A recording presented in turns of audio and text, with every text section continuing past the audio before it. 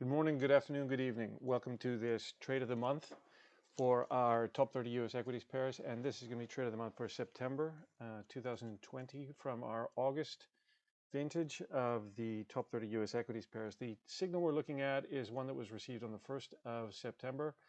And that was to buy long LCII, sell short PII. The pair called a signal as the ratio had diverged from its moving average by 2.74 standard deviations. So when you get the signal, what do? First thing you do is you're going to, well, we're going to take you through what this pair is and why we chose it in the first place. And then we'll show you how you triage a signal and decide whether to take it. Then we'll show you how the trade worked out had you taken it. So first things first, why would you have chosen this pair in the first place? Well, here's the historic backtest prior to August 24th when the top 30 were launched.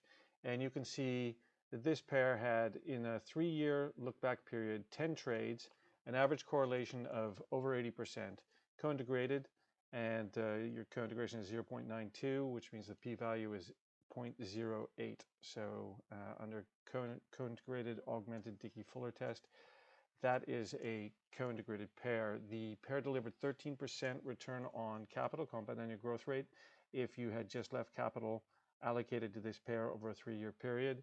And positive profit factor, max drawdown 13.7, total gross profit was about 5 grand. Net profit after commissions and slippage was 4,500, and the average net profit was over 450 bucks a trade. Most importantly, or one of the most important things, 90% of them were winners. On the bottom left chart, you can see every one of these trades. You had one loser in the middle of this series. The equity curve quickly recovered from that, and here's our last trade, which was profitable as well.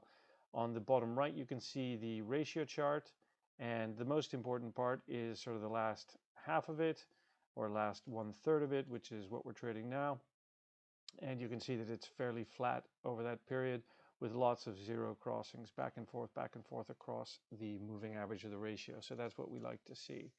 So that's why the pair was chosen initially from a technical point of view, but then why were they chosen from a fundamental point of view? Well, if we look at these companies a bit closer, LCI Industries has a market cap of 3.8 billion and a beta of about 1.65 or 1.64.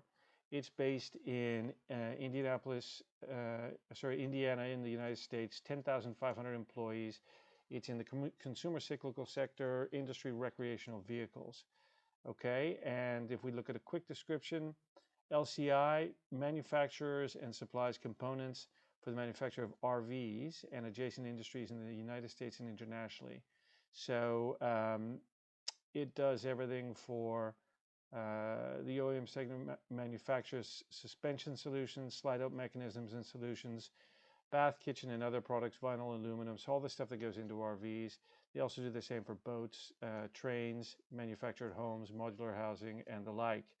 That was matched up with Polaris, which trades at recently at 93 bucks a share on NYSE. So let me just compare this to LCI, trades at about 111 recently on the NYSE, and Polaris at 93. So, the ratio of the share price is very close to 1-to-1, which is also nice. The beta here is a little bit higher, 2.1, and it is in the consumer cyclical, recreational vehicles, 14,000 employees, based out of Medina, Minnesota in the United States.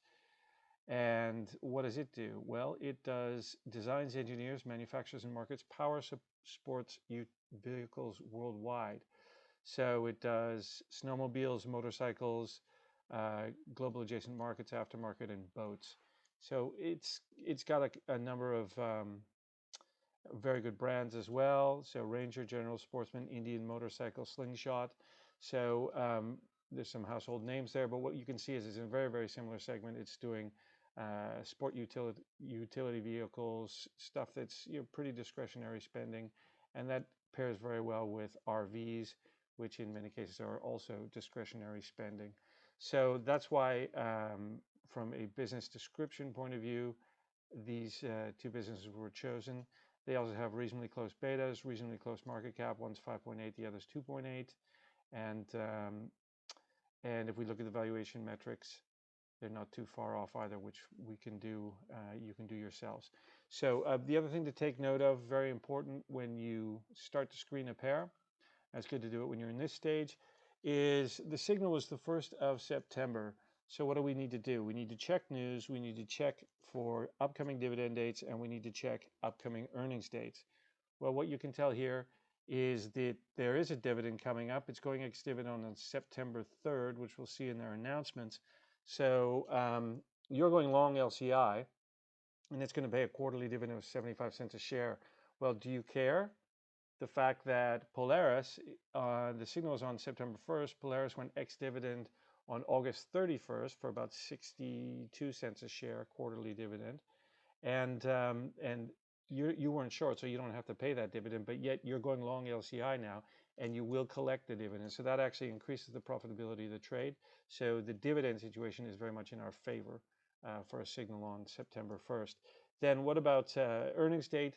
Here, because we're forward in time, we're seeing it's November 2nd.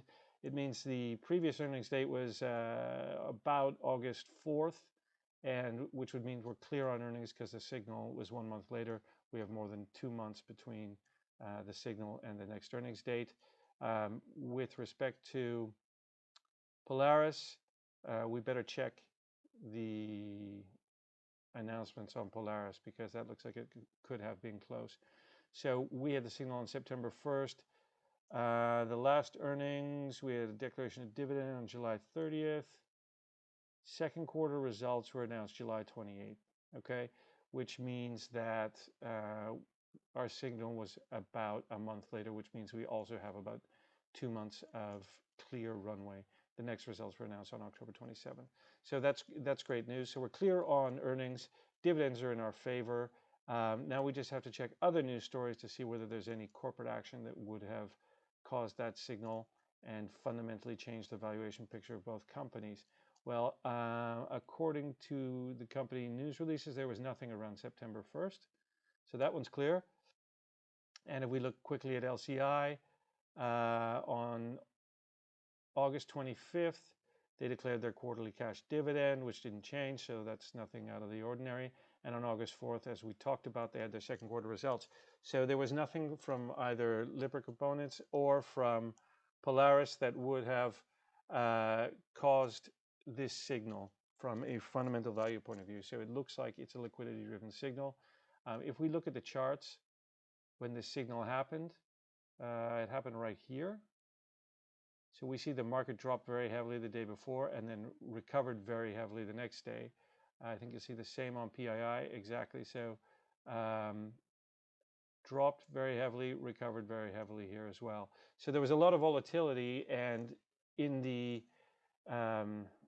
relative performance of the two shares, based on however the institutions were selling them or buying them, there was a big enough disconnect that at the close of play on September 1st, it called this trading signal, which we saw here, 2.74 standard deviations away.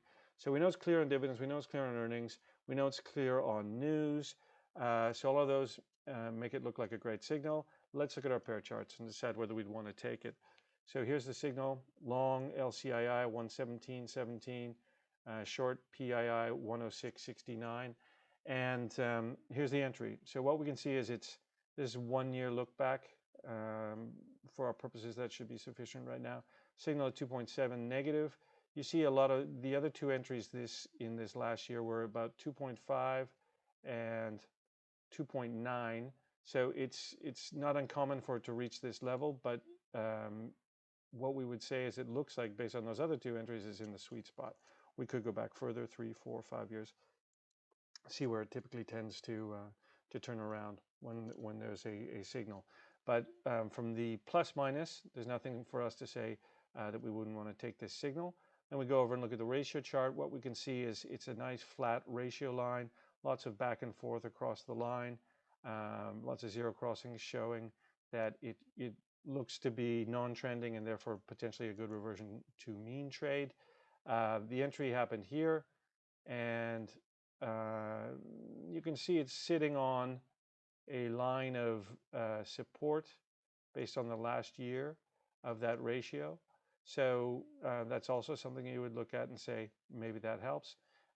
Maybe it's going to bounce off of that. Then you would jump down to your RSI chart and look for, first, is it an extreme reading? And it is. It's at about, on September 1st, it was at 30.93. So just getting to the extreme range, somewhere below 30. And the most important thing we look for here is divergence. Pretty hard here because it's ranging so much. There's no real trending to it. But so here we're lower low from this one, and this is lower low from this one, and lower low from this one, and lower low from this one. So I don't see any divergence. If somebody else sees divergence, let us know, but I don't see any divergence there. So if your trading plan requires divergence, you might not take this signal. But based on everything else we've looked at, so far it's so good. If you take a look at the correlation from the time of the signal, which was here, has been very, very strong for 6 months beforehand. So that we like to see. That's great. So that is also positive. You could also look at your plus minus chart, similar to the, you could look at the percent from mean chart, similar to the plus minus, to see whether it's at any resistance or support, whether it's way out of ranges or whether it's within historical ranges. You can see it was at minus 4.71% from mean. In the interest of brevity, we won't go through all that, but that's another thing you could look at. The final thing we would look at is the volatility of the pair to decide if we're going to take it, what position size we would use. And here you can see its volatility is 2.5%, which for us is a pretty typical pair. Anything between 1 and 2.5 is sort of considered normal volatility, or 1.5 to 2.5. So we would look to position sizes at 10,000 a leg. Now, had you done that, what happened? Well, you can see the exit signal. Where did it happen? Here's the exit signal on the 8th of September. Sell to close LCII, buy to close PII, and you made 578.32, and it closed at 0.48 standard deviations. So you got a pretty good run out of it. It went from 2.74 to 0.48. So you got over almost 2.4 standard deviations out of it. That's great. It delivered, as we say, 578.32 profit. You can see that in your pair charts as well in the history. And it did that in 1, 2, 3, 4 market days. So a very, very quick trade. And that's what we love to see. So that's a quick review of the trade of the month for September 2020 on the August vintage of the PTF Pro Top 30 US Equities Pairs. Thank you for listening.